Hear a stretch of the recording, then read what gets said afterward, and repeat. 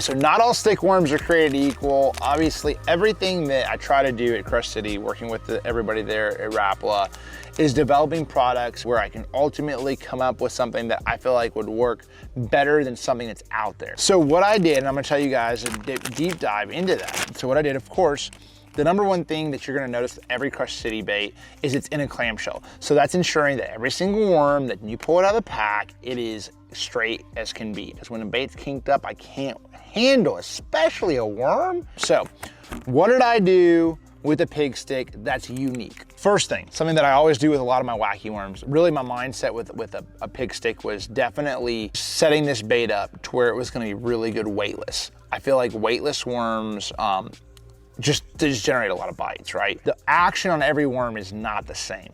So that to me was the biggest thing, was action and then castability. So 1 and 2, or those were like my 2 buckets that I had to really take care of, right? So first thing, one thing that I use a lot is this is a VMC crossover ring.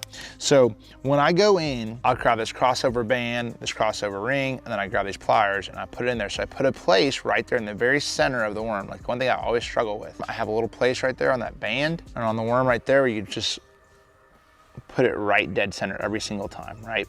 So then you have on that band, you have option to put it Neko rigged or of course, wacky style. So that sort of gives me both options. If I want to Neko rig this worm and I want a little bit bigger profile offshore, that was the goal behind it. So the one thing that you're going to notice that with Miss Piggy, as my boy DC likes to call the pig stick, is it has a lot more salt, which in turn makes it have a faster rate of fall, and also it makes it heavier. So it's a little bit bigger profile than your traditional stick worm. Even though it is that 5-inch size, he's a little bit heavier, a little bbit bulkier, and he falls at a faster rate. So I can fish this worm deeper than I can with a traditional stick worm like a Yamamoto Senko or any other ones out there. So that was my thing, was profile, bigger, and having more salt where it sinks faster. So the thing that really makes a good stick worm is a really good shimmy, right? That's where I really wanted to focus on. So I went through probably about 15 different worms and different modifications to get this bait to shimmy exactly what I wanted to.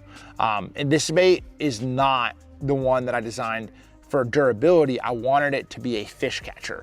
I didn't really care about the durability aspect of this. I wanted it to where it had the right action. I could cast it well. I put the crossover band on there. I can catch a few, solid fish on it, but I want it to work correctly and generate bites. And that's exactly what we did with the pig stick.